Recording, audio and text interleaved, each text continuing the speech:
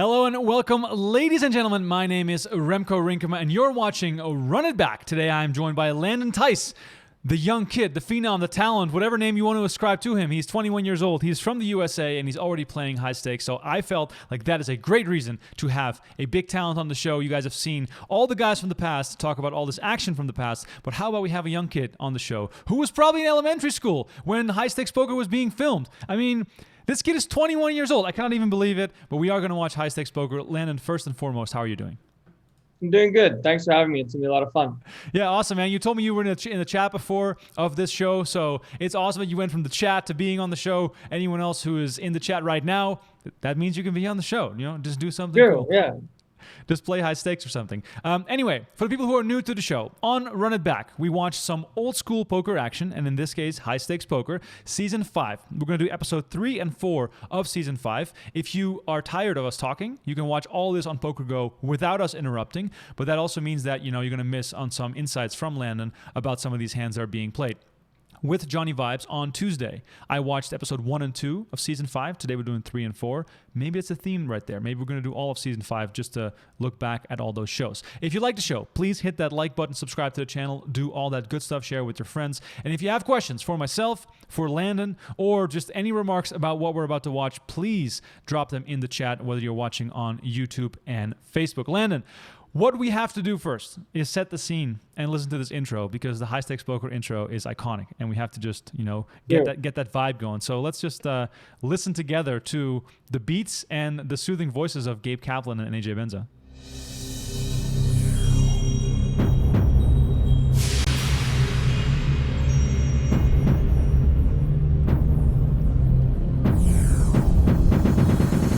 Come all in. The professor wins the money. Look at his face. He's so shocked. Finally, yes. What? 10,000. 10. I'm all in. You're a big player now. That's what it takes, and if you got what it takes, and you can play high stakes.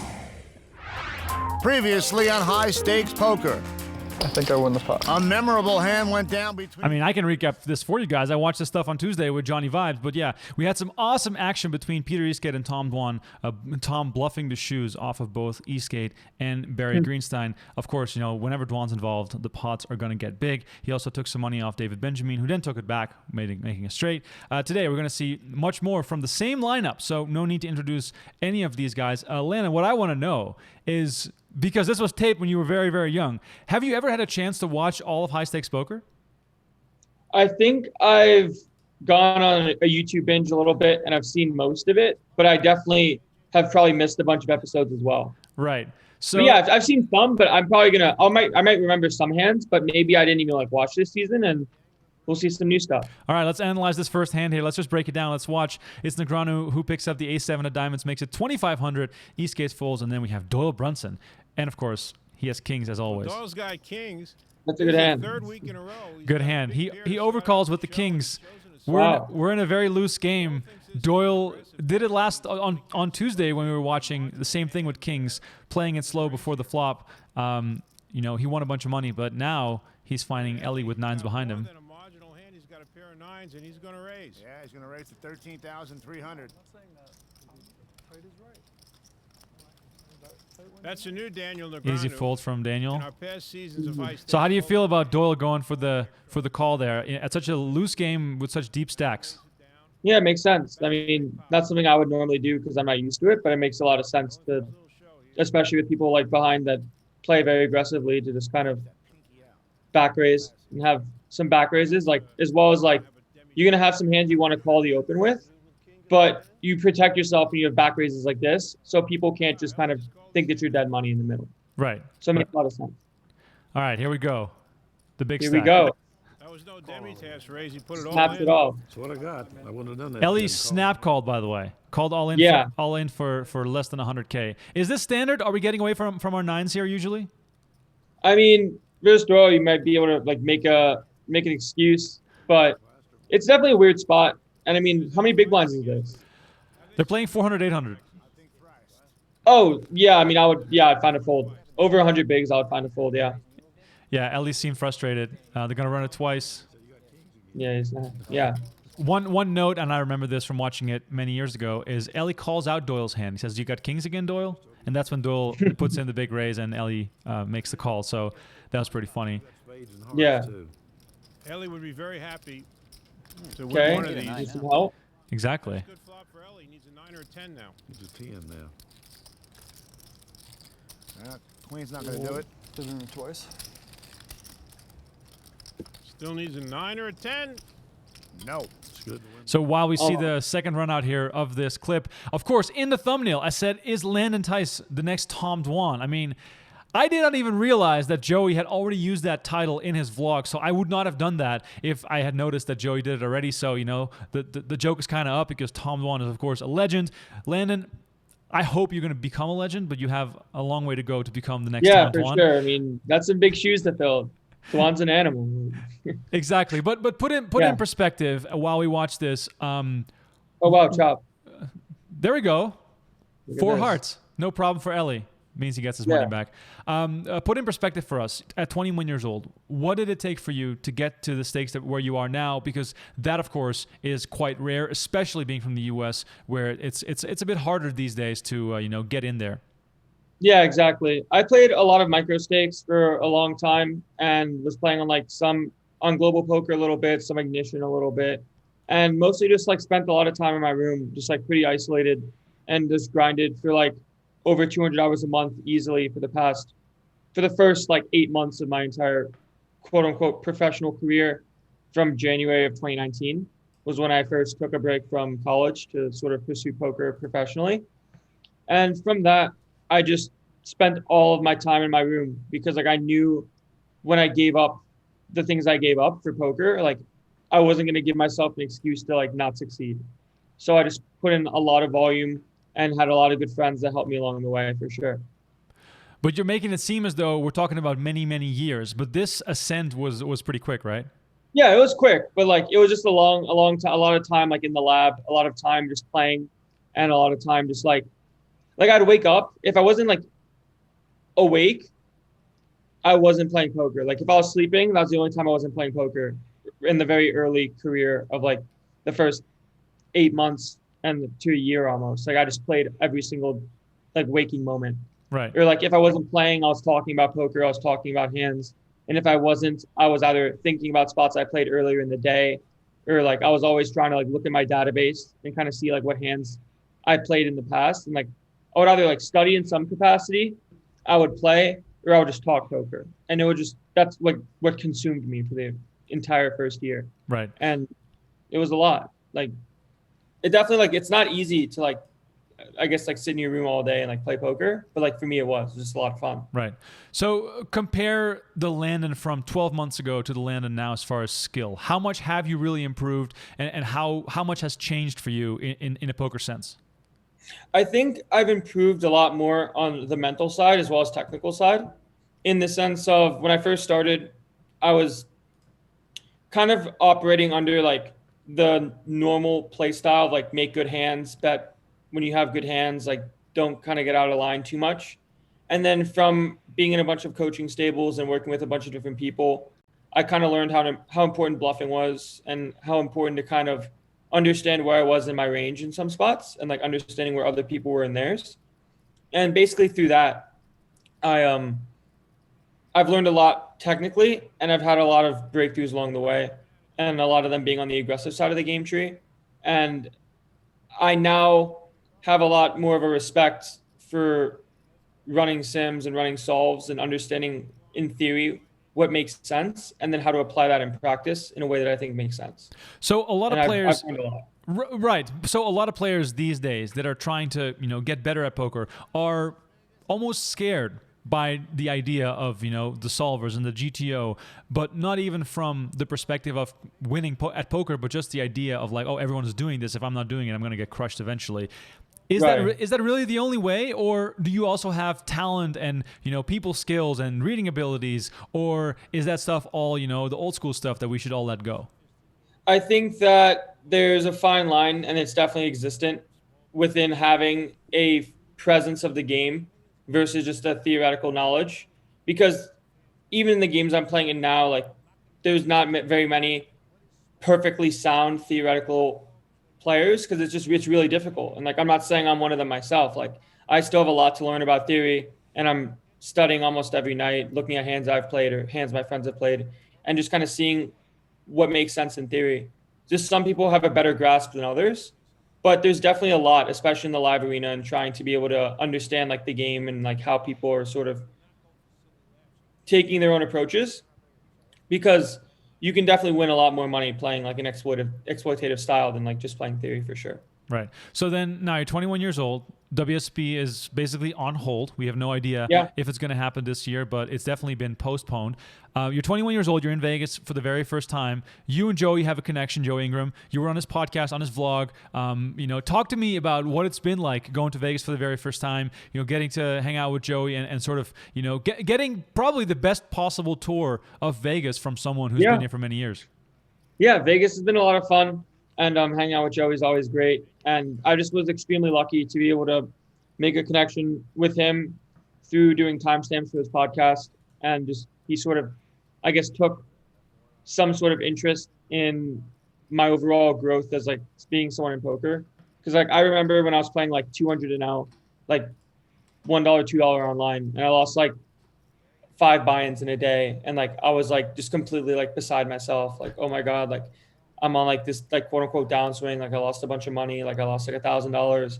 And he's like, what are you talking about? Like, that's not a downswing. Like you lost 5 buy-ins. Like, okay. Like, and then he sent me the graph of him playing PLO and losing 52 buy-ins in a day.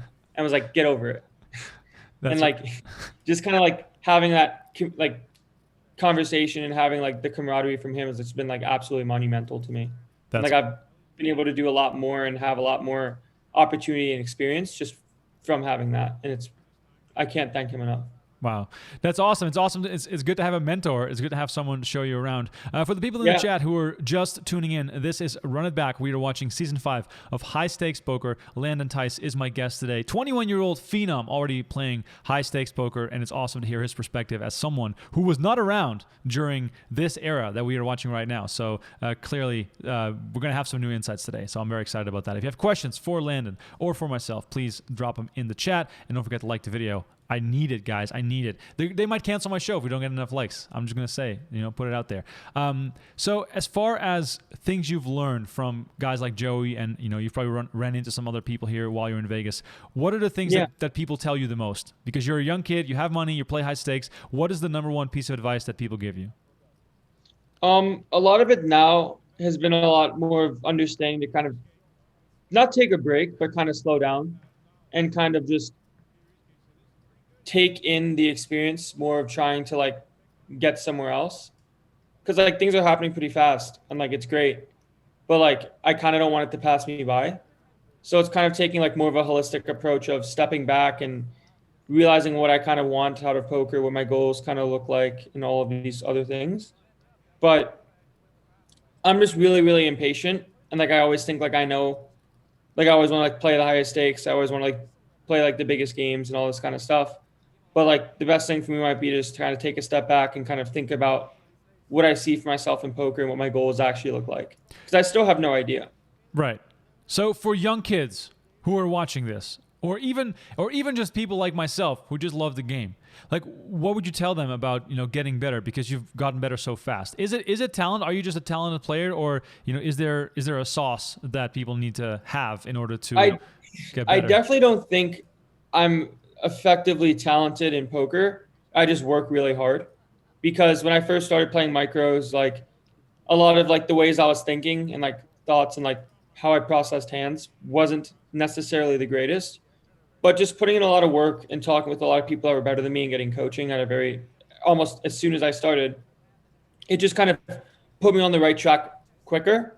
Because like once you kind of have the fundamentals, you can sort of slowly make a little bit bigger breakthroughs along the way. And like I think I put in a lot of work. Like I don't think there's that much of a talent aspect to it. I just think I've played a lot and I've talked to the right people, and I've gotten really fortunate to kind of have a small little group of people that I talk to on a regular basis about poker. And it's one of the reasons why I created a Discord server. And I created this Discord server for people that have reached out to me and have said, hey, like I want to get good at poker, but I don't have that many poker friends. So I made a Discord server that already has over like 1,000 people, which is insane. That have all kind of just been in the group now, and I'm hopeful that people that are playing lower stakes are making connections with people that are at lower stakes, or people at mid stakes are connecting with people at mid stakes, and sort of trying to find their own little community within the group and try to get better outside of what the group forum has to say. Wow, that's really cool. So talk to me about the Discord server. What's the name? Can people still join? And what's the daily conversation? Is it just sharing hands and stuff?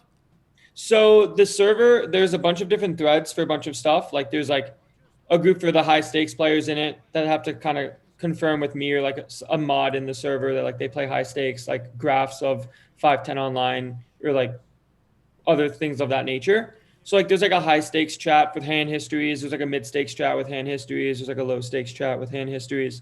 And then there's a bunch of like tournament hands and a bunch of other little forums in the server. So anyone that has anything that they want to talk about can just openly post in it and then get a response at some point from somebody. That's awesome. So what's the name? How can they find it? The name, it's through Discord. So there has to be a link for it. Okay. And it's still open to whoever wants to join, of course. Right. And I just have to kind of give that link out there, but it's just called like poker at the moment. I have to find like a better name. I need some of the name wizards to come up with a better name for the server. But at some point, and like I started this about a week ago. Whoa, so really? Like it picked up traction pretty quickly. So I'm still kind of like waiting for the hype to kind of die down a little bit. So then after the hype kind of dies down, I get to sort of like work on how I envision the server to look, and like the rules and how people can interact with each other and all that kind of stuff. Right. I think we're missing a big hand here. Let's have a look, because we're watching high stakes poker. We're gonna go back. I'm gonna scroll back. I don't want to miss this. I saw Negreanu limp with the ace-8 suited before the flop. I kind of want to see what Barry did there with the jack-10. Okay, so high stakes poker. Let's dive in. We got a limp ace-8 of spades from Negreanu. We got Barry making it 4,000 with jack-10 offsuit. I'm gonna turn up the sound. Let's listen in. Daniel's going to call with his ace-8 suited. And Barry flops a straight. Bang. Daniel's got a pair of eights and a backdoor flush draw. Barry bets 5,500. All right, hand so far. Daniel limp calls, I believe, in position. I think Barry's in the blinds, if I saw that correctly. Ace-8 suited. We're giving up here, right? Usually.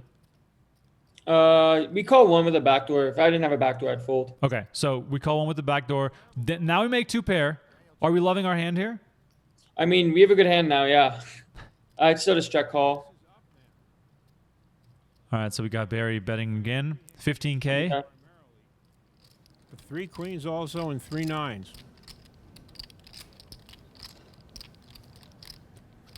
Now Barry hopes that Daniel had the ace-high flush draw and has made aces.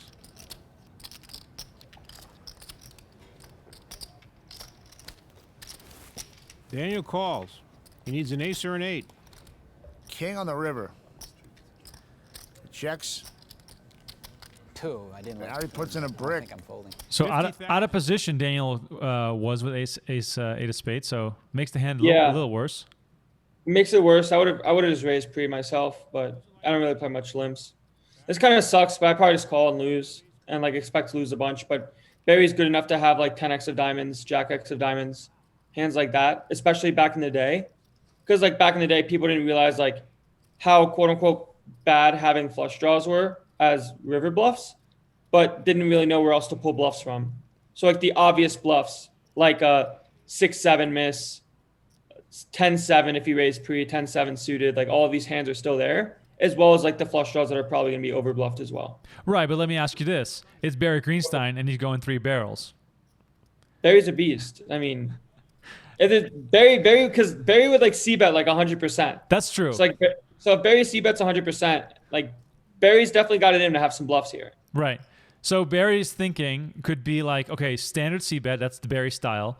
The turn is an ace, which is great for his range, and the river is just like fuck it mode. And then Daniel's thinking like maybe I should call, and he did actually 50K in there. Yeah. Because even with like the pot size bet, Daniel still has to win 1 in 3 times in order to profitably call or break even call. And if Barry's bluffing, which I assume he is, then you just kind of have to call it. Because sometimes like Barry could have a hand that's like a worse 2-pair, like in some realm has like queen 9 and going thin, but it seems like really unlikely. So it's just kind of hard of like maybe sometimes a small percentage of the time you beat value somehow, and you obviously beat the bluffs that are there, and it's hard for us to even have a better hand than what we have in that spot anyways when we limp pre. Right, and Daniel's hand by limping and check call, he looks very weak there. So right, inviting even more bluffs. Yep. All right, for the people who are watching this on Facebook or YouTube, please jump in right now. Ask some questions. Caleb on Facebook is asking, what kind of bankroll did you start with? I was backed when I first started. I was on stake with a coach of mine and one of my early friends in poker, where I basically got coaching from the start. So I was playing like 10 cent, 20 cent through that because I was broke in college and had no money. Okay. So I was kind of like on stake and being coached like for the majority of my career. Like I just had a lot of help from a lot of friends, and which is one of the biggest reasons why I have the Discord server now, is to kind of like give people the opportunity if they want to take it to find someone that might be able to help them in some way. Right. All right, we got some action here. We got 27K in the middle. We have an ace for Doyle, an ace for Daniel, and we have 2-pair for Ellie. Yep. Doyle's got the backdoor flush draw as well. Mm-hmm.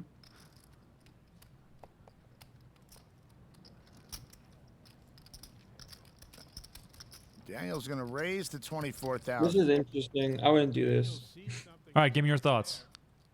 Problem is on this board, especially multi-way, like when Doyle bets multi-way, he's gonna have a pretty strong range, especially when there's an overcaller. So like Daniel's trying to rep like a polar hand, like a Jack 10, or like Daniel didn't raise pre, did he?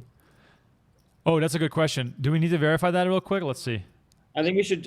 Yeah. Let's see. Let's find out. Okay, no, he didn't. So Doyle raised to 4K, and then Barry called and Daniel called. And Daniel just called. Yeah. Right. So when Daniel just calls pre, it's really unlikely he has aces, kings, queens. So like his best hand he's repping here is Jack 10, but he doesn't have a Jack or a 10 in his hand. Right. He's just kind of using the fact that he's raising multi-way into multiple people that he's like representing a strong hand in this spot. So, but it's really hard because like there's going to be someone that probably continues in this hand because like someone's like either the initial better that was Doyle or Ellie that just called is going to have a hand in some capacity that can just call, and Ellie can have some slow plays like Jack 10 here that don't raise flop because it's a rainbow board. So in Daniel's shoes, you just call one street and then just see what happens on the turn? I think there's good merits for calling or folding as well because multi-way, like our hand's probably not good. So we're trying to effectively draw to 2-pair. And it just kind of sucks because you could just be dead. So like there's a pretty good case for finding a fold on flop. Right. Daniel said, what a turn card. He was upset at the turn and talking out loud. That is kind of strange to me. I'm not really sure what he's going with it, but let's listen in. Fundamental mistake that I've never seen him do in all the times I've seen him play. Mm-hmm. He's given up. Didn't you feel it? What if I have the best hand before? Oh, you bet 35,000. That would just be a very good card. Daniel is out. If Daniel would have checked without saying anything, I think Ellie would have checked. Daniel could have won the hand with an ace, a jack, or an 8, could have split with a 10. He just gave up. Good points from Gabe there. Daniel talking out loud about his hand and sort of being visibly frustrated, giving up on the hand there on the turn. In Ellie's shoes, do you always bet there on the turn when it's checked? No, I check back a lot. I check back a lot for sure. I mean, it's maybe a little bit different back in older school days when most straights would incorrectly bet where they should be checking a lot because it's, well, at least in a mixed scenario where you can bet sometimes and check others, just because like you want to protect yourself when you check raise and then check. Because if you only have like 2-pair and stuff like that, it makes it a lot easier to get bluffed on turns and river. Right. Makes sense. For the people who are just tuning in, and I see Tayfun on Facebook asking, is this an old video? Yes, we are watching Season 5 of High Stakes Poker. All 7 seasons of High Stakes Poker are available on PokerGO. So if you want to watch that, please go over to PokerGO.com and watch all 7 seasons of High Stakes Poker. And We are bringing High Stakes Poker back. Season 8 is coming. COVID, of course, is preventing us from doing the show right now, but we are in the works for getting the lineups, getting the announcers, getting the commentators, getting everything in place. And Landon is working hard on his bankroll to make an appearance on High Stakes Poker. So that is what's going to happen. You guys, we are just breaking it down for you here on Run It Back. Let's see what else we got here as far as the questions go. Ben on Facebook is asking, what would you recommend literacy-wise? What is the best place to start for the modern current game on poker theory? Do you have any advice on books or things to read in that regard? I've heard that Applications of No Limit Hold'em by John is a really good book, and this Michael Acevedo book on, I think it's Modern Poker Theory. Yeah. I think those are really good ones. I haven't read them myself, but all of my friends that have read books of theory have recommended those books for me to read. Okay, so it's like a staple to have around your house, like in the library. You just have one. No, in the bathroom. That's where you read books. Yeah, the bathroom library. Bathroom and a nightstand. Those are the best places for a book. If you guys have any more questions, please let me know. Landon, how much money do you have to run it up to in order to dabble in high stakes poker?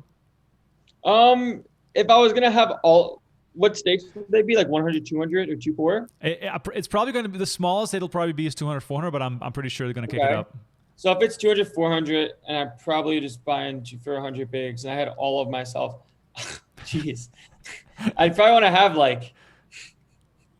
I want to say around 4 to 5 million net if I was having all of myself. Wow, what a nit, guys! Come on, Landon is a nit. It's been established now. You're 21 years old. If you have 80K to your name, you can play high stakes poker.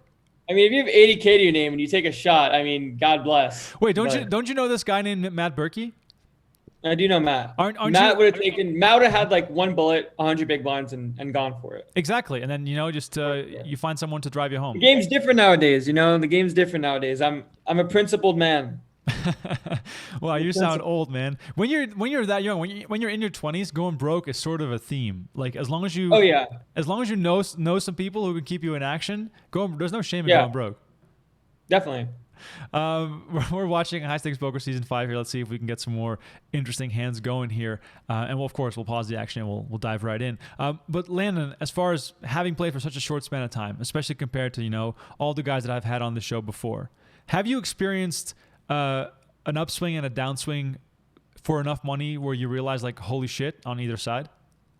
Yeah. The first thing that happened for me in regards to that was when I was playing 200 and L. I was playing 1-2 online for 3 months, and I was kind of break even for 3 months in money. But through using graphs and software from Ignition, I was basically winning at around 3 bigs per 100. So I was in EV winning money, in reality for the past 3 months kind of breaking even at the stake.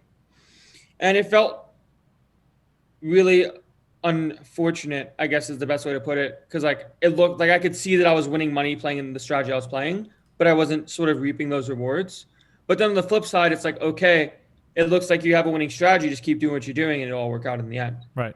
So that was my first kind of quote unquote downswing of that. And then there was one time before I went on a live trip. So I live in Florida, and the group I was in was going to Hollywood Hard Rock for the tournament series.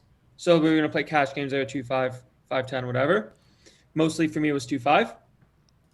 And basically, for me, I ended up losing about 3K from 200 Zoom, so 1-2 fast fold, in a weekend. So I lost 15 binds in a weekend. And that was one of the most upsetting times of my life, was just losing every single time and not being able to understand what was going wrong, especially when I was having a win rate before that.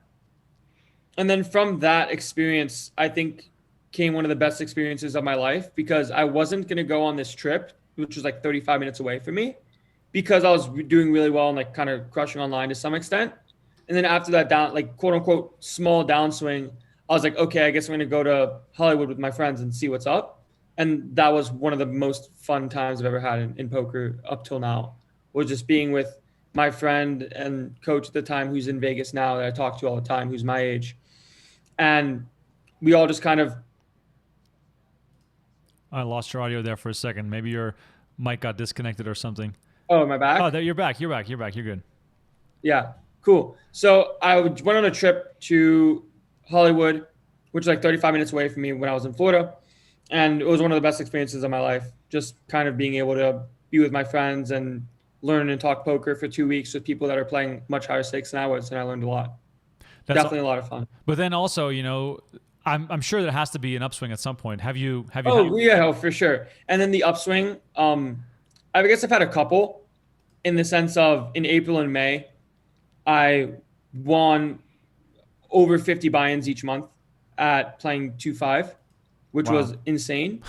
And then over the summer, I won like 100K in profits from these WSOP tournaments, and that was pretty insane to me as well. Wow. That's awesome, man. That's really good. That's very impressive.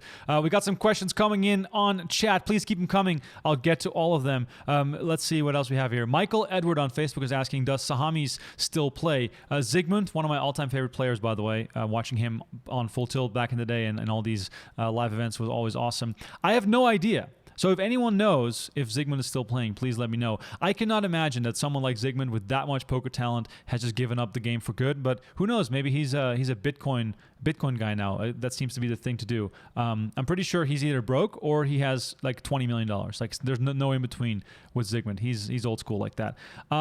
Scott Smith says old school poker stars seem to have a favorite starter hand. Landon, do you have a favorite hand? That's basically the question. A favorite hand? Not particularly. Like I've just played so many hands. Like I never really have like a relationship with one or like a big pot that I've won with one. At least not yet. Right. Maybe at some point when I have like either a big tournament score, or like win a tournament, like that'll be the case. But like I kind of just like being able to continue post where it's like, okay, like if I have a hand I can go post flop with, I'm in. Wow. So you're a nit. That's what you're saying. King queen suited is like the bottom of your range. King queen suited, 6-5 suited, 7-6, sometimes 7-9, sometimes like all these like smaller ones and then like smaller pairs. We're in there. Right.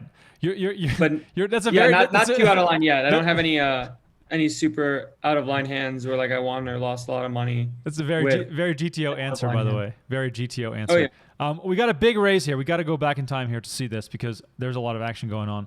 I hope my VLC didn't just crash. No, it didn't. That's good. Good news. There's a lot of action in this pot. I kind of want to see what's happening. Okay, we're going to go take this from the top. Yep. All right. Eastgate. 9-8 suited. Everyone pay attention. We're going to learn something. Peter Eastgate's going to raise to 3,000 with his 9-8 of spades. You have a lovely neck, too, AJ. 4? 3. He's the best. Ellie's in. He's the best. Do you have a strong reel, AJ? Well, Sahamies is in with threes, and Daniel Negreanu with his 10-8 offsuit's going to play. Oh, when he squeezed? Wait, I don't remember. Oh, he raised. Flop comes 6-8 king, 2 diamonds here. He's the best. I mean, Daniel's got a pair nothing of special, right? What does that look as? Nothing Ellie's special. got a pair and a flush draw. It's very close to true. What? He got the wrong color. Is that a graphic error or did he bet 2x pot? Oh, did you hear that? Hold on. Go back. Let's listen. He got the wrong color. Eastgate bets. I think Peter Eastgate bet more than he wanted to, and Daniel's... Hold on, Daniel Negreanu. That is not cool. He called him out for throwing in the wrong color. I mean, that is kind of insane. And then, of course, Eastgate, cracks up laughing. That's how this hand got out of control. Wow. Let us know in the chat how you feel about that one. Pointing that out. Shut up. That's so out of line. I was thinking out loud. I was like, no, I mean, I don't blame you because it's an amusing situation, but... But you can't really feel bad because you don't know if it's going to make him win much more or lose anything. Right. So. Well, plus it could be a fake mistake. You never know. Wow. There's so much going on in this table talk. Poker mistake, and it might cost Peter Eastgate $25,000. Grab the wrong color. Well, I mean, if Eastgate has like sixes or something, then he's laughing his ass off on the inside, but... Yeah. Here he goes. Yeah, this makes sense. Like, there's just too much money in the middle, and he has pair plus draw. Like, he has 50% equity plus versus anything. And even if Eastgate misclicked and has to call off, like that's fine. And if he folds, it's obviously amazing too. Right. So, like Ellie's in a good spot because he can never be just stone dead here. Right. Like he's always gonna have outs in a bigger pot. So you just kind of take it and pray. Zygmunt is thinking, if Ellie has $500,000 in front of him, I might be able to go all in here. Yeah, but then Ellie's just gonna call it off. Like Zygmunt has tricks in his up his sleeve. Right. Yes, now Eastgate's got to fold. Did it really? That's very painful. The fact that Eastgate is laughing still means that he is so rich that a 25K mistake doesn't hurt him at all, which is probably also the right kind of mentality for when you're in a game like this, because it's a very casual, laid-back atmosphere. If Eastgate blows his lid on Negreanu there in that hand, I'm not sure if he's going to be invited back to many games. Right, so you kind of just have to take it and just like hate the situation and then like talk about it after. Right. Kind of thing. Since you're new to the Vegas live scene, have you encountered any crazy situations yet? Crazy situations from hands? Not really. Just kind of crazy hands themselves, which are like we're on the vlog with Joey, but nothing in the line, nothing along those lines yet, of like someone betting too much or like those kind of things. Not yet, but I'm sure very soon. Yeah. So I mean, you've been playing poker during this COVID era in Las Vegas. Describe to me, as someone who's been inside or on his bicycle, that's the only thing I've been doing. I've not gone to any casino since probably, March. What's it been like playing poker? It's been a lot of fun. It's a little bit tough, especially in the live scene with the masks and dividers, because it's really hard to talk to somebody that's across the table from you. Right. And it's also really hard to like see like how much somebody bets in some cases and all of this other stuff where the game kind of slows down. But with 6 max, it kind of picks up for itself because hands get played faster. So live poker's been a lot of fun, but it's just kind of something that I'm trying to get used to in the sense of dealing with the masks and the dividers and still trying to make the environment as fun as I can. But it's really tough when you can only talk to the person like to your direct left or direct right. Like it's still really tough. Yeah, it's super weird. The WSOP still on hold, but are you also excited to dabble in some big live events in the future? Do you aspire to be a bracelet winner and stuff like that? I think that winning a bracelet would be nice. I don't know if I necessarily have not like the dream of winning one, because obviously winning a bracelet would be a really great achievement, but not yet. I'm kind of just still kind of thinking about what I want out of poker. But I do definitely want to play in these live tournaments and all of these stuff when it comes back for sure. Right. All right, we'll take some more questions here from Facebook and YouTube. People, by the way, loving the show. That's always great to hear. Really appreciate it. Fernando is asking, do you use Pio, HRC, and Flopzilla a lot to advance? Well, before answering that question, can you also explain to me and to the crowd out there that maybe doesn't know what that is, what these programs are all about? They're mostly engines in ways where you can input, it'll give you an output for a non-exploitable strategy when you give it an input. Right. So it's like if you give a range and hands and bet sizes for Pio at least, it'll give you an output on how to play that range with the sizes you choose in an unexploitable fashion. But that doesn't mean you're going to win most of the money. It just means that you're not losing any EV for choosing the decision you choose. Right. So do you use all those tools? I use Pio mostly. I don't really touch the other stuff. Right. But they're definitely still helpful for sure. I'm kind of at a point where I'm pretty confident with things that aren't necessarily non-run sims. So I just kind of look at sims and spend most of my time there. Right. Jackson is asking, what are the best playing styles? Like, what do you enjoy? Let me rephrase that. What is your favorite playing style? Because, we all have our own sort of style we are comfortable with. Like, are you a splasher? Are you very aggressive? Like, how do you see yourself?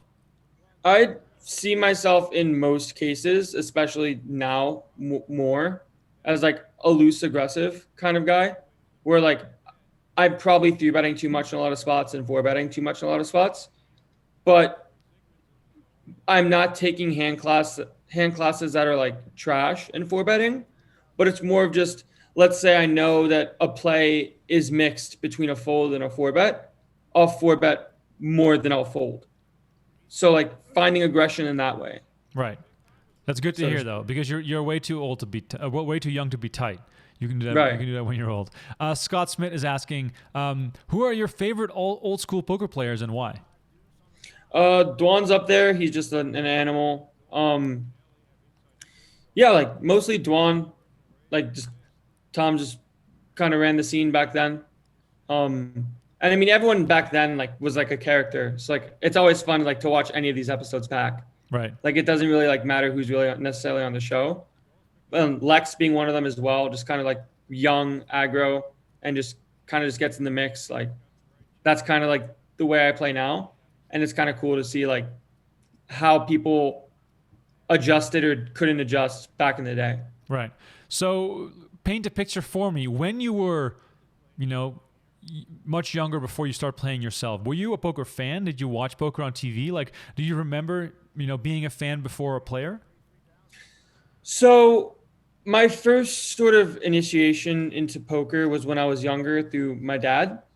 But I never really knew how big poker was. Like I never saw any of this on TV, at least not consciously, in the sense of I didn't turn on poker, like high stakes poker when I was like 10. Like I didn't know like it might've like scrolled through the TV, but it was never a thing where I was like, oh, like this is interesting. I want to watch this. Right. That's pretty funny. I mean, you get to. And I mean, I'm sure if I saw it when I was like 11, I would have been like, oh yeah, I want to be a poker player for sure. Like, how could you not? Like, you're like 11 years old, seeing people win like $500,000 pots, $200,000, $300,000 pots, like playing in a game, and it's like, oh wow, like this looks really cool. Like, I bet I could do that. Right. Kind of. But especially when you're 11, you think you can do everything. Right, and I love how young you are because you classify Dwan as old school. Dwan is my age, so that makes me feel old school. I have some back issues, so I do feel a little bit of oldness there. But it is funny that Dwan is now considered to the younger kids old school already because he played on high stakes poker when he was like 22, 23, which is kind of insane. Martin Gratzer saying hello from Vienna/Austria. Hello, Martin. Thanks for joining us. I appreciate it. And please, if you guys are watching this and in the chat, please let us know where you're watching from. We had a super, super international crowd on Tuesday for the show. We had India in the house. We had basically every single state from the U.S. represented. We had people from all over the world. So I'm curious to see if we have an international crowd here today because it's much later, of course, than our early show, which is on every Tuesday at 1 p.m. Eastern. Let's see what else we got here. Michael Edward is asking, what would the approximate win rate be at an average 1-2 no limit casino cash game in your opinion? I mean, of course, let's refer it back to your skill level because it's pretty hard to speak in generalities here. So when I was playing live 1-2, about 6-8 months ago, I had about 500 hours logged, and I was winning at around like 15 big blinds per hour. So I was winning like $30 an hour. Okay. But that's definitely not the standard win rate for someone at Live 1-2. Yeah. Like I just had an online background and I knew how to get money in the middle with value hands. And that's where I made most of the money at Live 1-2. But it's also a really hard game to beat because the rake is pretty high. So it's like you can't really make that much mistakes. And you have to kind of also like run pretty well in the sample that you play. Right. In some cases. We got a big hand. Let's go back. Let's break this down. Let's see. I see a lot of pocket pairs. All right, guys, we're going back in time. Let's listen in. What's that first one to the left there? I don't know. What's it called? Grotto you talking about? That's Italian, I think. Daniel's got jacks. Well, he raised it to 2,500. Not only that, he's going to raise to 2,800. Doyle is eating himself. He didn't play the hand. I know you were so interested to know what's happened there. Eastgate's in with threes. Yeah, I don't want it. Of course I don't want it. Threes are crabs. Sometimes they call threes crabs. Yep. You got it. Yep. And sailboats for Benyamine. How about that? I've seen the 10 Jack Queen come out there as many times as I have. I love the old school poker hand nicknames. You know all these things. Oh yeah. Sailboats, and crabs, and fish hooks, and golf, and hockey sticks. Yeah. It's automatic. Snowman. They got it all. They thought of all of them. Squat. Ducks. Crab with a duck. That happens once in a while. Yeah, These are four beautiful hands, by the way. Let's just start with that. And I'm thinking of a flop, and as we saw earlier, the flop gets pretty close to what the ideal flop would have been. Because we got 7-4 deuce, a set for Benyamine. We got an overpair for Daniel. What would have been even better if there was also a 3. The case 3 would have made it even better. But we'll take it. We'll take it. Let's see how Daniel plays this. How do you feel about the 8,000? I think it's good. Betting small or checking. You can check a lot here too. In practice and live, it's probably better to bet and then fold versus aggression, just because it's hard to find like people that can find bluffs multi-way, especially in bigger pots. But I mean, on high stakes poker, it's a lot different because these guys are all very good and super aggressive. That if Benyamine has a hand like 6-5 of diamonds, obviously, or like an 8-6 of diamonds, like he'll find a check raise as well in order to try to take down the pot. So you can't necessarily start folding jacks on flop, but depending on how the board can change, you can make your life a little bit easier. So Benyamine makes it 41K here. Yeah. It's a pretty big raise, especially because like it seems like a big raise, but like with the pot size and as well as like the range that Daniel's going to continue with, he's either going to like fold or he's going to like pay to see another card. So it actually makes like a lot of sense here to kind of raise bigger. Yeah. Because if Daniel has a hand like he has, he's going to call. And if he has a hand that's just like a dusty kind of hand, like an ace queen of hearts or like an over c-bet type of thing, he's just going to fold regardless if you make it 22,000 or 41. Right. So it makes actually a lot of sense here to kind of go bigger. Peter might slow him down. Peter being in the hand might slow him down.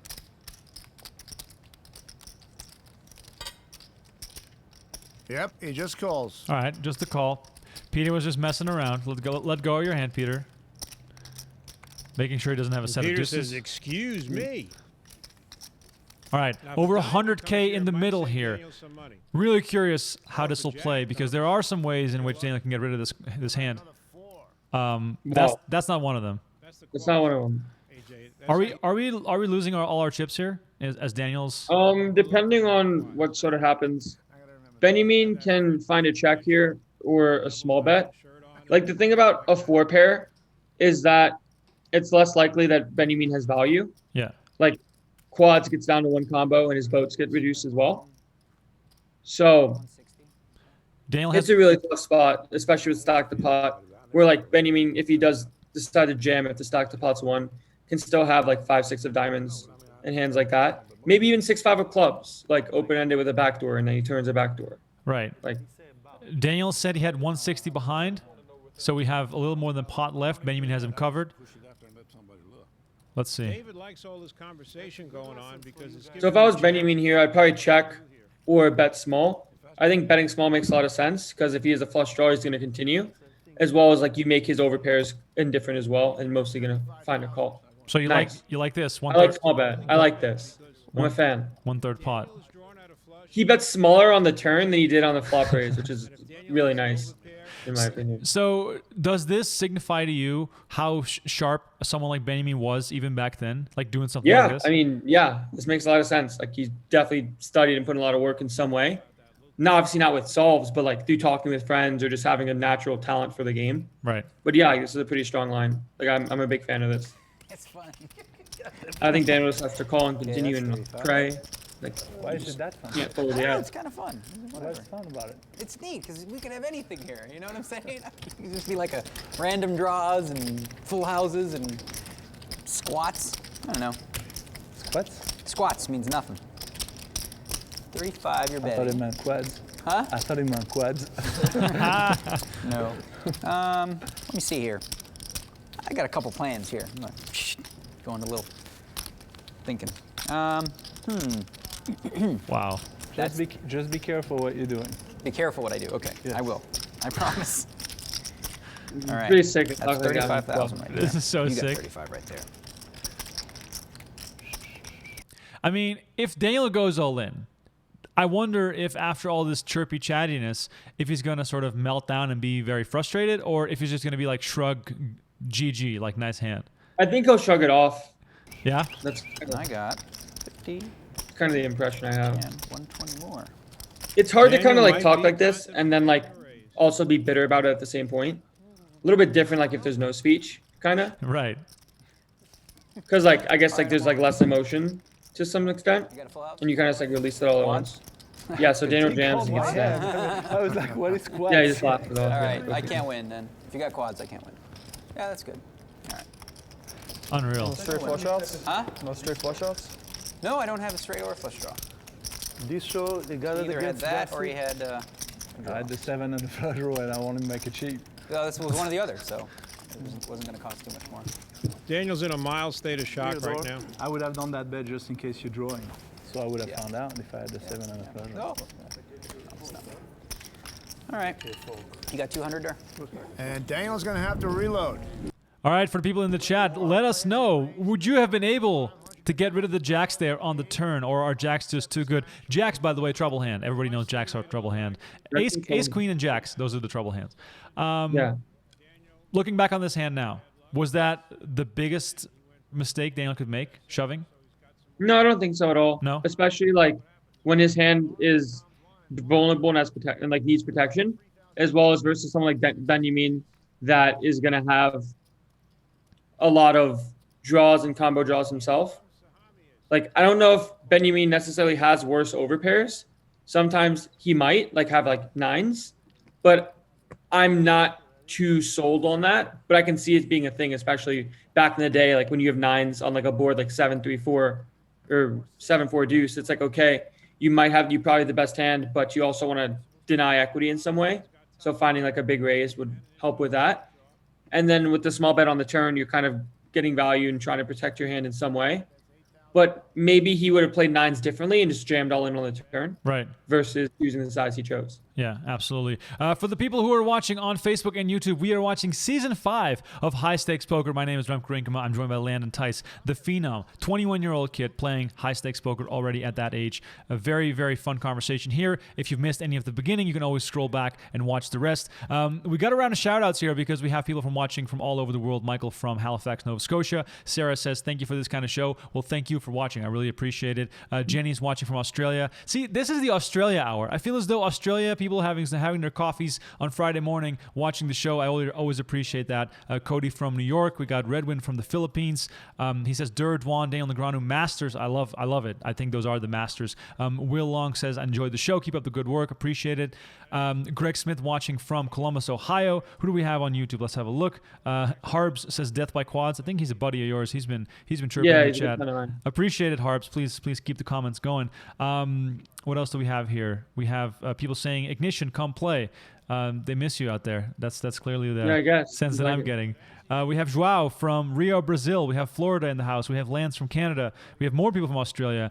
New York in the house once again. I really appreciate it. We're going to continue with the show. We have a lot more hands. And I can already tell you guys, if you're watching right now, we have a pot coming up of over $500,000. So you don't want to go anywhere. You're going to want to keep watching. Please hit that like button. Subscribe to the channel. Do all that good stuff. This show is live twice a week on Tuesday at 1 p.m. Eastern and on Thursday at 8 p.m. Eastern. And my guest this coming Tuesday is going to be Cliff Josephy, third place finisher in the 2016 WSOP main event and the man responsible for one of the biggest backing stables in the history of the game, Mr. Johnny Backs. So that's going to be great on Tuesday. We're going to watch that show. And today we're going to just break down more high stakes poker hands because we've already seen quite a few good ones. By the way, as I am doing the shout outs, we have Andres from Mexico. We have Toff from France. We have some Dutch people in the chat as well. Shout out to my people from the Netherlands. I really appreciate it as well. All right, let's check in on this next hand and see what the action will be. To make a flush? Yes. From what I hear, people tell me it's usually high on their list. Yeah. No bows. No balls. 35. And Dwan gets some cards again. He's going to raise to 3,500 with his queen jack offsuit. That's not exactly some cards. He feels like playing. You understand, AJ, when someone loses the hand before, especially when they get drawn out on the river and someone calls on the flop when they shouldn't have called, you feel like playing. So that's what I meant to say, yeah. Jack Queen offsuit becomes a playable hand. Meanwhile, there's a club festival going on here. A lot of people feel like playing right now. I don't mean that kind of club fest. I mean, there's a lot of clubs. The suit clubs. Everybody's got clubs. More clubs. Another club. I think there's 9 clubs out so far. Wow. There's a lot of people in this hand. Well, there's 4 clubs left. Let's see if we get any on the flop. Oh, that'd be fun. Like 3 times a week. Ace 4-7, no clubs. All right. Daniel's got the best hand with a pair of sevens. This hand probably is not going anywhere. This does not look strong enough for anyone to get creative on, but we'll keep an eye on the action. Michael is asking on Facebook, and I'm curious what your thoughts on this one are, Landon. He said, why would Benyamine tell Negreanu after he called, I'm going to phrase it a bit weirdly, but basically the question is, why would Benyamine talk so much when Daniel is already saying so much? Like, the free information that he's given out, like, why would he do that to someone like Daniel, who's clearly also good at reading people? Do you think that it matters? How do you feel about it? I think that a lot of it also just comes into the entertainment aspect of the show, where it's like they know like they're on TV and it's going to be like recorded and it looks like a fun time. Where it's like he might be giving like a little bit away, or maybe in some cases a lot, but definitely for the atmosphere of the show, it's definitely really good for the show. And like having a conversation like that, especially when he has quads, it's like a pretty funny thing and things of that nature. But right, so yeah, like, I don't know how much like it's worth of like kind of like the stoicism of like being silent and like waiting for Daniel to do something versus like kind of us playing along and like having a good time. Because Benyamine's also, I guess, pretty good at like the live tell, kind of like live speech play kind of thing, being in poker for a long time, that he's pretty comfortable doing what he's doing. Right. So then when you are in a big spot like that and someone is talking to you, are you just stone-faced quiet, or are you able to engage in conversation at that point? I probably talk too much, to be honest. I probably talk way too much, but like I just kind of get like wrapped up in like how fun the spot is in itself versus how much like money I could make from being quiet. Right. And things of that nature. Like, okay, that's a good hand. Yeah. Hold the phones. Stop Right. what you're doing. Turn up the sound. This is a moment. I'm not one to exaggerate. You guys know that. I keep it pretty calm here. We're just going to watch this hand and admire what's happening, and we'll break it down after for you guys. This is one of the all-timers. Isn't it unfair when Dwan gets aces? When Dwan gets, yeah, it's like it shouldn't be real kind of thing. There's got to be like a graphics error. Exactly.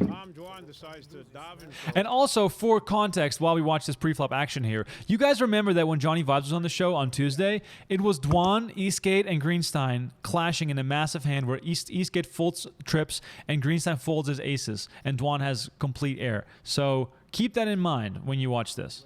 31,300.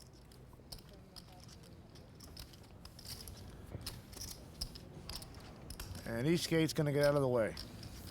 And Barry's going to almost insta-call. I think this is because it's Tom Dwan. Jack 9 of hearts is generally not a hand Barry would put in $20,000 more with. How much do you have of that? Before the flop. Less than 300. Barry makes jacks. Well, Barry's flop top pair. Top pair, big hand. Barry's got the button, so Dwan's got to go first.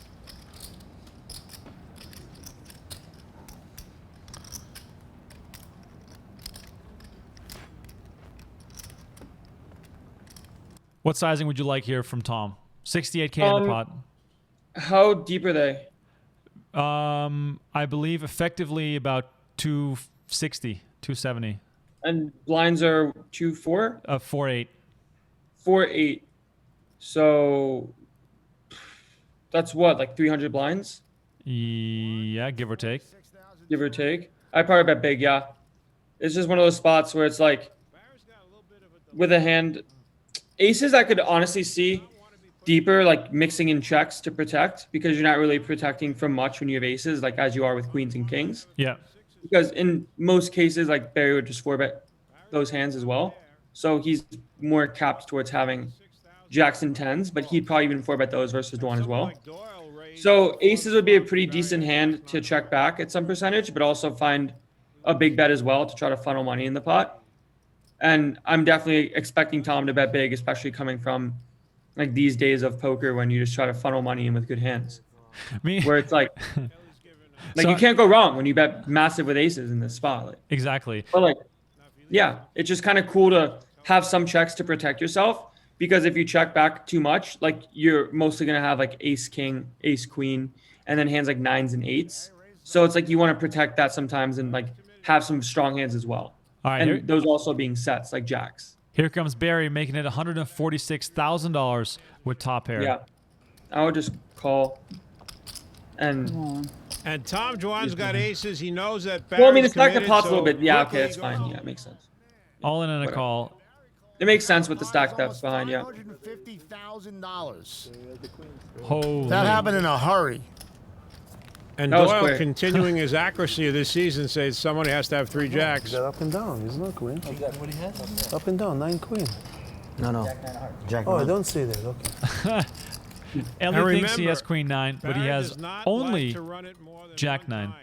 Okay, for a little bit of context for people who've never seen this before, Barry Greenstein would always run it once. Balls of steel, I'm telling you. Always run it once. Does it the old-fashioned way and lets Yeah. the chips fall where they may. How do you do? I'll do whatever he wants. Yeah, I felt like I was gonna hit something. He would say with aces, let's split it. And Barry's confirmed. They're just going to run it once. Split it. One time. Run it This is the once. second biggest pot without a gimmick on the history of high stakes poker. Straight poker. Yeah, but Barry gets a 9. There's even more. Wow. You said 3 times, right? That could be I'll a put up the $500,000 9 if Barry can avoid a 3, 10, or an ace. And he does, and now Barry can take the money to the bank. Barry G Get does done. it. Does it. Stabs Tom Dwan in the neck with the 9. What a Got hand. him. What a hand. All right. Let's hear it in the chat, you guys. How do we feel about Barry shoving there with the jack 9? Is that just gangster because Tom Dwan can have anything? Is that just lighting Yeah. money on fire? Like, it's pretty epic. And then to have the balls to be behind and see Dwan's aces and still say run it once, I'm sorry, but you're just a gangster if you do that. Yeah, he's like, okay, once. Juan casually says, nice hand like any. He even said, like, I have a feeling I'm going to hit something, which, you know, that's the only way forward. Are you a run it once guy or run it twice? I got yelled at for being a runner once guy. Yeah, so like in these higher stakes games, I should be trying to run it as many times as possible to reduce variance because the EV doesn't change at the spot. But I kept running it once. Yeah, because you have to establish the image. You have to tell people constantly, I only do once, I only do once. I'm a one kind of, yeah. If I had say one, but I don't have say, so twice. Right. That's Twice true. plus. I've learned my lesson. Yeah, exactly. People in the chat are saying Barry didn't shove. I know he didn't shove, but he sort of committed himself because once you put 146 in the middle, you're probably not going to fold for the extra. Yeah, you can't fold for the rest. Exactly. So effectively, it was basically a shove. RD Cooks is saying Tom could have anything. That's kind of true, right? It is not. It is. I don't know. Explain this to me. Like, is Barry turning his hand into a bluff almost because he knows that if Tom shoves, he's going to be crushed? Like, it's kind of a weird dynamic. He's mostly betting. He's mostly doing it for protection because a lot of Tom's hands also have overcards to his pair, like ace king, ace queen. So if Dwan wants to get it in, sure, he has a backdoor pair and a backdoor straight draw, backdoor flush draw pair with 2 pair outs. And if he is behind, or if Dwan folds, that's just a win. If he just wins the pot, and that's great. Yeah. And if he folds ace high in that spot, nice kind Yeah, of thing. Exactly. Yeah, Barry's going to win that hand a lot of the times, probably. And without showdown, obviously, because then Dwan's just gonna fold a lot of the times because of the. Right. By the way, this looks like father-son moment in school. Like, Yeah, look at the look at. Are they going over the hand? I think they That's are going. hilarious. Oh, that's funny. Lost the money. That'd be hilarious. They're just like talking about the hand. With Children Incorporated, built a gymnasium. Oh, they're talking about charity. I Math mean, is idiotic, and that comes from my son Joe. yeah, that's funny. They're talking about charity, which is obviously great, and Barry has donated millions of dollars to charities over the years. By the way, people are saying we should do Where Are They Now with these pros. Yes, I'll do my best. I'll try to get Barry on the show. Of course, I've done the show with Daniel already. Ellie is happening as well in the future, but I've never had Barry on the show, so I should have Barry Greenstein on this show to break down some of the epicness that he was involved in because he was the one of 4 people who played on all 7 seasons. Barry Greenstein, Antonio Esfandiari, Daniel Negreanu, and Doyle Brunson. Those are the only 4 who played in all 7 seasons. So that's pretty cool. Yeah. All right, what else do we got here on chat? We got some Spanish. I'm sorry, Hector. I don't know how to read Spanish. I wish I could. Michael keeps coming with the questions. He says, how important is it to balance value/bluff bets versus opponents you don't play against regularly? How do I play against opponents I don't play regularly? Like, do you need to balance against people that you really, don't play against regularly? I mean, it's kind of like an open-ended question because you're basically trying to adjust your strategy versus one opponent one time. where it's like, it's kind of difficult to say because I just kind of play in the way that makes me feel comfortable with my decisions. And I'll try to like come up with what the best sort of strategy in the moment is on the fly versus someone I'm not playing against regularly. Right. But I mean, you don't technically have to, especially in live poker, because you're not going to see enough hands to where you're going to get punished for being imbalanced in one way or the other. Right. If you're playing online heads up against somebody regularly, that's a big difference. Yeah. That's a very good point. It's probably a great way to look at it. You know, when we're playing live, just do whatever is best. And when you're playing online against someone who you're going to log a lot of hands to with whatever, you got to watch out. Yeah, and it's different when, like, that only applies if you like play against people very irregularly. If you're playing against somebody regularly, you can't really kind of do that. At least in the sense of if they pick up on it, you might be losing EV in a lot of spots. But yeah. All right, let's listen to the next hand. David was mad he didn't get a rose. That makes sense to me. They can't let me get sucked out on for 600,000 and then not give me any alcohol for 2.5 hours. That's not Seriously. okay. It's only like 5 and change. Closer to 6 than 5. I'm sorry. Okay. Closer to 6 than 5. Do we serve booze to 22-year-olds who just lose big pots on high stakes poker? Yeah, it was closer to 6 and 5. Bet you Ace $5. king for Doyle. All right, come on, Raised Doyle. to 3,500. See that? Barry's going to go for the hat trick. I love how incredibly Dwan's fast, not by the gonna way, the raise. play is. No one's thinking. Everybody's just throwing chips. Right. They're just getting money in the middle. Oh, wow, look at these starting hands. Oh, I'll take the 9-4 suited. Yeah. Oh, We're in. Actually, Barry has a 7-4 off. We're in. Yeah, exactly. 9-4, the 7-4 is going to win this pot. Raise, Okay. re-raise, re-raise. Raise, re-raise, re-raise? Yeah. 9-10 queen, 3 spades. That's a good one And for you. Tom Dwan has flopped a set of 9s. So you made Ellie's got Doyle the was original flush draw with the raiser. He's straight got draw. the second nut flush Yeah, draw Ali's got a lot and here. inside Dwan's straight got a draw. lot here. Doyle has a strong hand as well. There's a lot going on here. There's a lot happening. Dwan's probably going to put in a bet for small. Wow. Ooh, he Okay. checks. Check's kind of nice too. There's just like so many people, but Right. I don't think Dwan's ever going to raise though. So Ellie puts in a bet with nut flush blocker. This makes sense. All right, we're going to finally get some room on the screen. Yeah. Wow, Doyle just folds right away. Do you call there one street? It's tough. Especially because of like how the hand played out. I could see folding just being really good, just because you could just be dead to nut flush blockers and you're drawing to second best hands, so to speak. Like Right. you're never gonna have the absolute nuts in any aspect. So it makes sense. There's also implied that like Jack of Spades rolls off, you just cooler the Ace of Spades. So there's that too. You gotta have you gotta keep in mind the cooler equity. It's a very big thing. Yeah, the implied cooler equity, it's real. Ellie bets 37K. Dwan has a set. Smells the rose. Smells a. What does the smell of the rose tail mean? I've never learned that one. Smell the rose. He seems very confident right now. So Yeah. Dwan's probably just gonna call. He just smells the flower and then Not too thrilled about it, but freaking about 12 of those yeah. in. And Tom Dwan's not throwing away 3 9s. So many interesting river cards to come off here. Flopped a straight or a flush.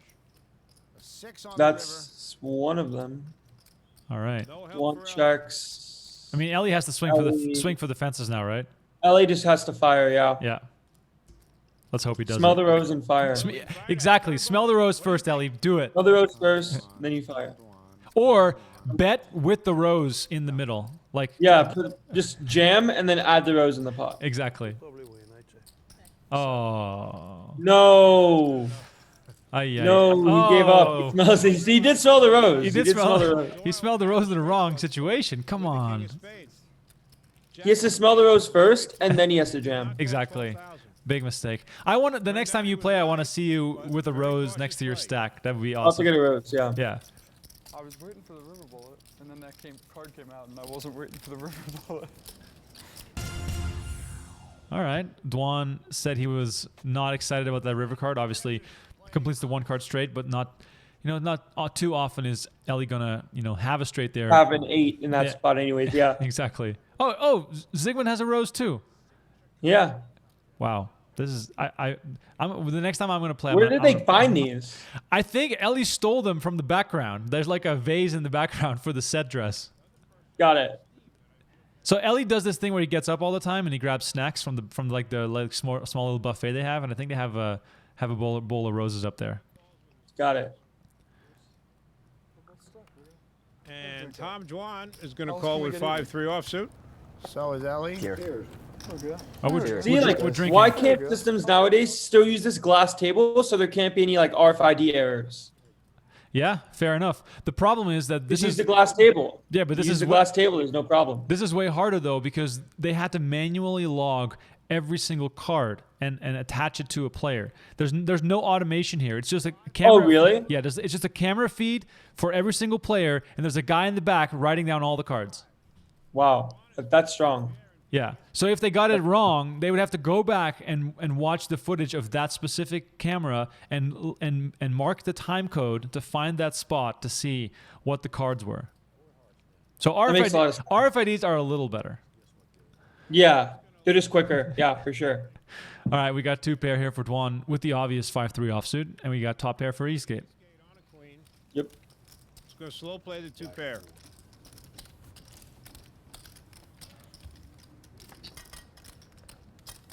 The jack of clubs on the turn.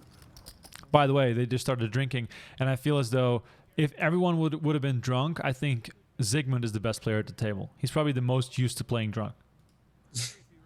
Zygmunt has that aura about him. Yeah, for sure. Exactly. Call is pretty good.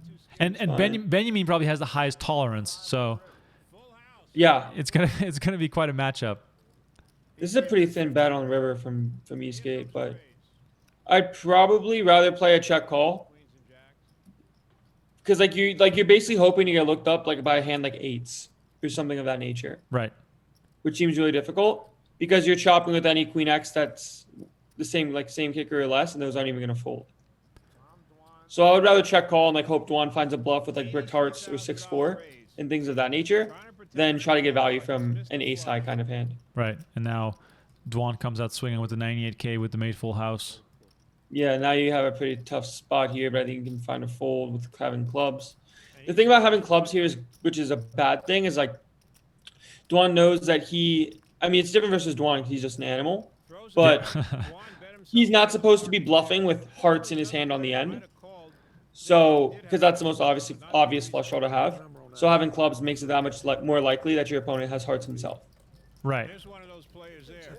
So it's better to find a raise in that spot with a pair, low pair, a 3, or you just have hands that are not diamonds. What was on the board? Hearts and clubs. So if you have diamonds and spades in your hand somehow, right, those make better bluffs because it's more likely your opponent has flush draws when they bet. Exactly. Well, that's good information for the people at home to know. If you don't have the suits, that's going to heavily affect what your opponent could have. And of course, right, we're talking small percentages here, but everything adds up. Right. And that's something I've learned from doing a lot of work with solves and things of that nature is edges are so small that you just have to be pretty precise and technical when you do choose to try to find spicy plays, so to speak, of finding raised bluffs, finding block bets themselves, and then 3-betting river, all of this stuff. It's very, very technically sound. So it's understanding those heuristics is what makes it poker a lot easier, right, to some extent. Exactly. Once you get those fundamentals down, and once you know how a lot of hands play out regularly when you see a lot of cards, it's going to be easier also to divert if you have to in certain situations and pick up on things from your opponents because you already are so well versed in how the hands usually tend to run. All right, Dwan, pair and a straight draw, Elezra with the under pair. Someone like Dwan is likely to get value in this kind of situation, while other people are probably never going to make any money off of this. Yeah. Yeah. And Ellie calls right away, so kind of spot on. True. The 9 gives Dwan a straight. Of course, and then he makes a straight. He checks. Ellie quickly checks. Got it. I like his check on river. Yeah, that's. I like that. That's creative. Yeah. What's that? 4-2. I mean, it works in both ways. Maybe a block might be a little bit better because if Ellie is a king, he'll probably just call and look him up. But if he has a king in that spot on a 4 straight, he might just check back. Right. So I could see merits for block betting as well. Block betting or betting big. And spades bricked, which is good for Dwan. And it's really likely that Ellie has some king X hand when he calls Because if he is trash, he's just gonna fold the trash anyways. Right. And it's just a matter of like Dwan asking himself a question of like, is Eli gonna bluff me if he is trash, or is he gonna call me with worse when I bet for value? Right. And I think an added dynamic also is the fact that these guys know each other very well, so they're playing the man more than the cards in a lot of these cases. Also, as a side note here, I just want to mention to the people that you can still send in your questions. If you are on YouTube or Facebook, please keep those questions coming. We've had quite a lot of good ones. People keep asking about your favorite hand. Ilan doesn't have a favorite hand. His favorite hand is the winning hand. That's probably what if I get to see if I get to see 3 cards on the flop, it's my favorite hand. Exactly. I'm trying to make that hand better or win. Just, start with the draw. Take it from there. Yeah, you start with the draw. You see what happens. You see 5 cards. You don't get there, you fire. You don't. If you do, then you win. C5 is my favorite way of saying all in. Which is a good way to do. All right, King 4 offsuit. Ilari Sahamies with the shout out to Lex Veldhuis for any of the Dutch people watching right now. King 4, Lex Veldhuis, EPT Dortmund, 2008, I think. Epic moment. Back when Lex was still the blow up kid in big EPTs. Yeah. 6, 8, 9 on the flop. Both players miss. This is one of those cases of who wants it more. Yeah. I mean, Sahamies always wants it more, from what I've seen. Yeah, so far, definitely. And Peter Eastgate is going to use his image to his advantage. There we go. He did not want it. No. He did not want it. The rose is slowing him down. Yeah. So Zygmunt continues to make these bets and not follow up. He's not enjoying himself, Zygmunt. And Eastgate is stuck a ton too, so. And Peter Eastgate says, I didn't know it was that easy. Just the sound of the chips makes me want to play poker. Right. Yeah, definitely. Are they going to get mad if I leave it on there? If you spill it, they probably will. There we go. If you had a guess. Turn the cash into a coaster. That's how rich Tom Dwan is. North or South Dakota, Too rich. something like that. Very close. Yeah, where's he from? New Jersey. Get out. What exit? I want to just insure it for 50K. On the turnpike? Yeah. For the people who are, that's a flex right there for sure. Yeah, that's maybe the biggest flex possible to use a 50K break. One of the bigger flexes I've seen. Use a 50K break as a coaster. Yep. For the people that are still tuned in, also don't forget to like this video and subscribe to the channel. That means a lot to me because I want to make the show as big as possible. We got some good guests coming up. Cliff Josephy coming up on Tuesday. That's going to be fun. And Joe Ingram is going to be on the show very, very soon. I think it's going to be a week from now on Thursday. And then Scott Seaver on the show 7 days from now. So, we got a lineup. Yeah, for sure. We got Fedor Holtz in the mix pretty soon. We got Rainer Kempe in the mix. We got Jason Kuhn coming up. We got Daniel Anderson, Ali Imsirovic. The train just keeps on rolling here on Run It Back. 3 hearts on the turn. That gives Ellie the nut flush draw. Zygmunt incidentally would make a straight with a jack. Ellie bet 16-5. E10. Huh? E10, yeah. Oh, did I steal his only rose? Oh, I don't even know. I'm sorry. I might win this. Where did the other one go? How are you doing now, Dirk? Zygmunt might believe that Ellie has nothing. 400,000. No, I don't know. And he might choose to raise here.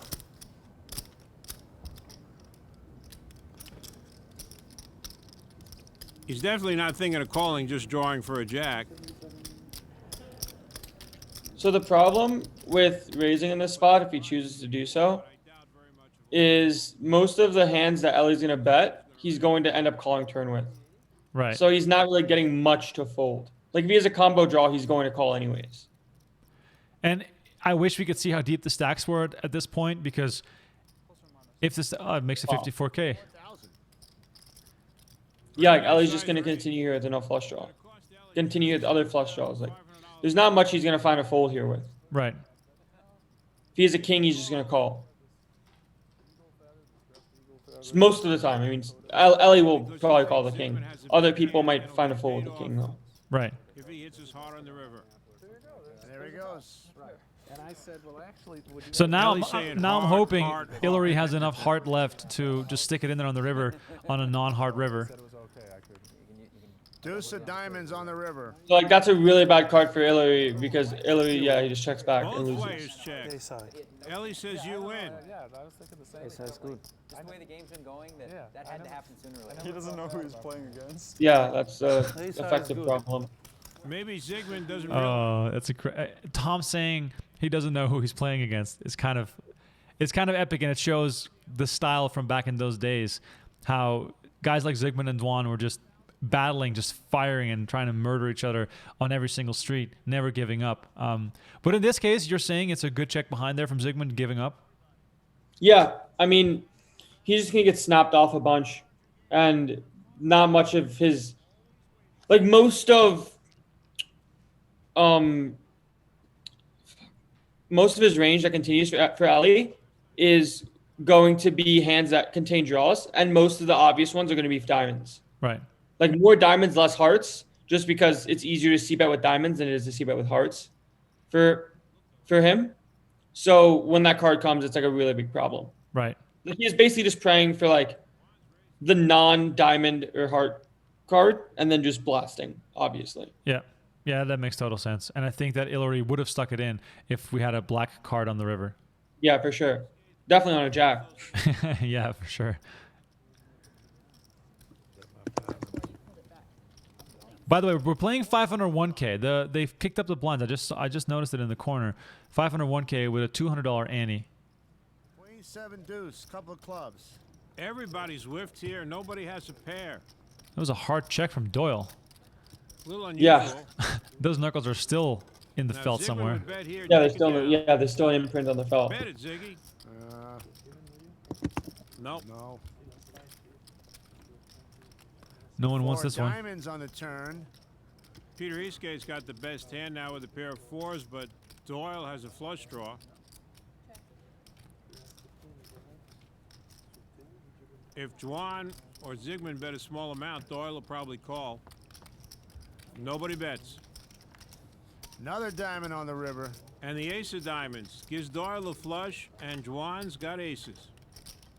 Doyle checks, thinking that one of these three players must have an ace. And Dwan bets 6,000. It's a good check on river from Doyle. You think at least now, because like nowadays most people with a river and ace multi-way, you can probably just find a Sahamies. You just call it king high. He's a beast. You call it king high because it's Dwan, and they don't want to let each other win any pots.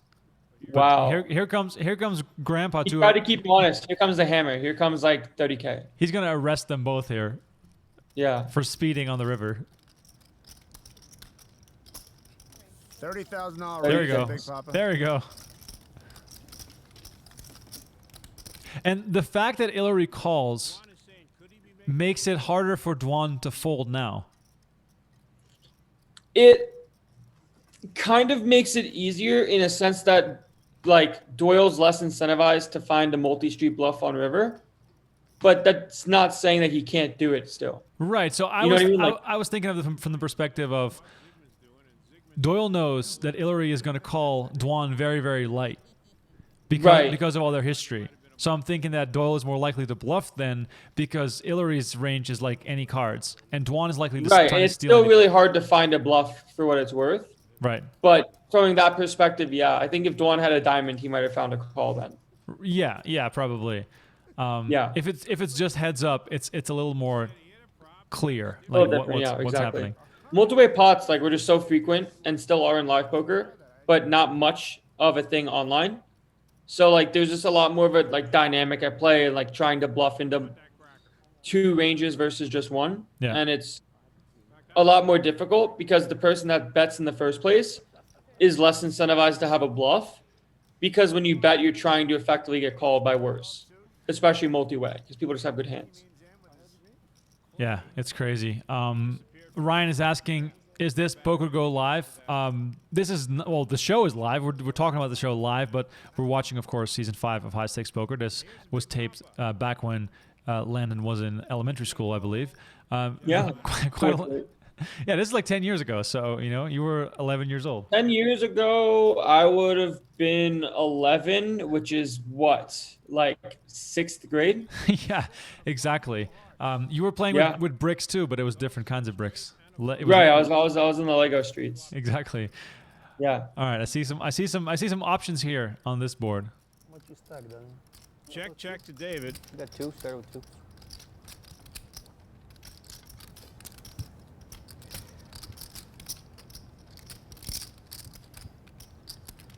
And Benyamine bets 7,800. Now this season, Doyle has chosen to play small ball poker. Most of the time, he hasn't raised with big draws like. Sorry. There's a good spot for a raise here. You can find a raise with a combo draw. Calling's fine too, of course. Yeah. This call's pretty light from Dwan. Yeah. Especially multi-way because like David's less incentivized to bet, and then Doyle's gonna have a tighter range when he calls. 9 of spades on the turn. Interesting card. Interesting card. And a straight draw. Nothing changed much except for Dwan having a straight blocker to both, but. Yeah, and of course. Doyle now leads. Wow. This is old school. So what does this as mean? Old school gets. Explain it to me. So, I mean, at this point, Doyle has a jack, which is nice, blocking jack 10. But he probably doesn't have the best hand when Benyamine bets multi-way because he's probably betting a lot of queens. So he's almost trying to, like, represent a strong hand while also having equity when called. Right. And now we get 2 calls. Dwan stays in the hand. There's the Bam. heart. Wow, must be nice, Doyle. Must be nice. He has to bet now. He can't check because it's just going to check through too much. Doyle might think that somebody in this hand has made a higher flush. I mean, come on, bet your own hand. That's kind of weird. Wow. Like, here's the problem: is now it just checks through, unless Dwan is just a psychopath. Yeah. I mean, this is weird. Dwan is saying, should I represent a flush? Maybe these guys don't have a flush. Maybe I can take this pot down with another $100,000 bet. I mean, this is just wild. I just can't see him doing it. I mean, I hope he does, but. Hi, check. Oh my God.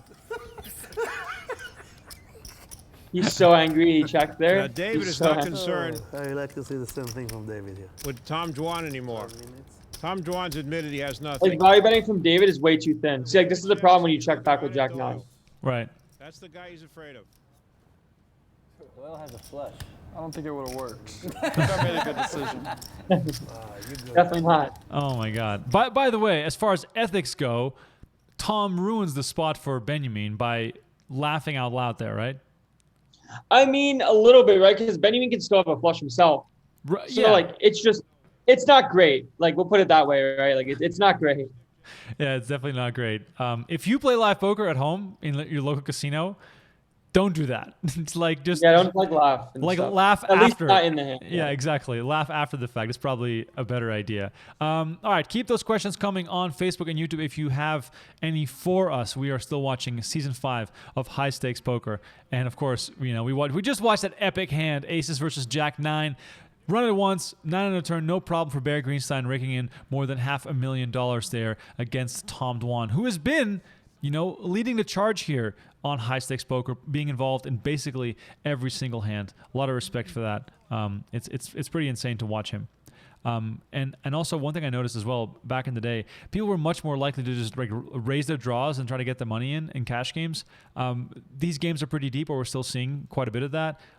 Yeah. I feel as though nowadays with the GTO style, there's more calling on the flop and there's more bluffing on the river. There's a lot more river bluffs in theory than you see in live. Right. It just depends on stack depth a lot. Where it's like, let's say the stack depth is really shallow, like in tournaments. This is something I've learned very recently too, is like you're less incentivized to play your draws very aggressively, because if you're just supposed to get called by pairs and you're just effectively drawing behind. But in other spots with deeper stack to pots, when you're trying to like make the pot bigger, as well as when you have strong hands and you need weak hands, the high equity draws just function a lot better because you just have a lot of equity in the pot. You give a lot of pot share with your hand. Right. All right, we have a set of beautiful cards here. Look at those. 9s, ace 10, ace 7, jack 10, queen 9. And then we have ace, queen, queen on the flop. It's going to take me a while to figure out what's going on here, but 2 people have flopped aces. And, of course, Daniel has finally made a hand that is ahead for now. Yeah, for now. Have made aces up. Dwan's got the better kicker. was behind you on turn. Ellie bets 10,500. I mean, Yeah, the problem with this bet is you just get called by better and you never get called by worse, unless you get called by like flush draws. And even that's really rare on this board because they could just be dead. right. As far as from Daniel's perspective, given how much he's been losing on this session, would you like want to raise there to look as though you're maybe like steaming a little bit and trying to get the money in? Makes sense to some extent, but it's also really hard to find a bluff with a flush draw. So like you're just gonna like represent a lot of queens, and aces can fold pretty comfortably. Right. Daniel bets 30,000. No checking from Mr. Negreanu. So why would you lead here and not check raise? Is there a clear? I would check. I would just function as a wait. Looks like Negreanu played last. Oh, like, sorry, it got checked to him. My bad. Yeah, like leading just doesn't really make that much sense, but right. betting here makes a lot of sense too. So, see, like look, like ace-x just finds a fold. Yeah. From Dwan. It's just a good fold. Like it's just hard to find bluffs. Ellie's thinking about the same scenario. Will he come up with the same answer? I raise and I'm only on the turn. He comes up with a different answer. He said maybe Daniel does All have right. a flush He draw. makes the call. Big pot. Huh? I had a straight to draw with The that. 5 on the river. I'm about to play it. Ellie checks. He hopes Daniel checks behind him. You call the flop. But Daniel was pretty is not short. checking. But you might not call 150 on the turn. I know you'll Yeah. Daniel bets 75,000. Oh well, he still had those, I guess. Yeah. You still got some chips. Like when you don't have a brick of cash, you look like you're short stacked.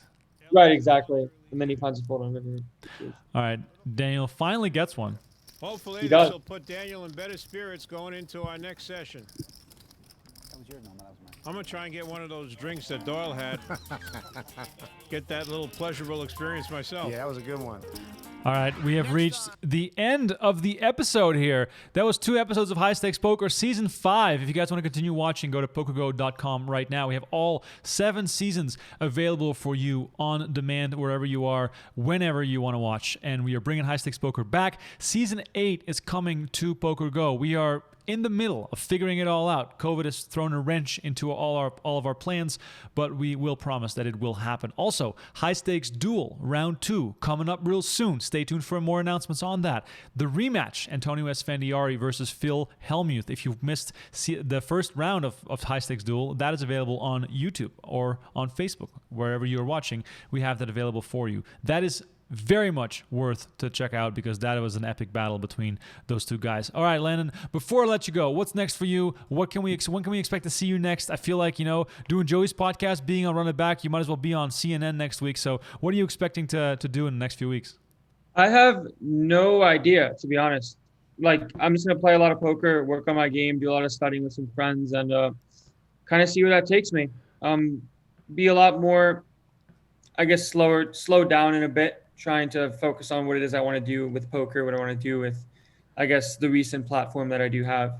All right, but just kind of taking it day by day, and it's been a lot of fun.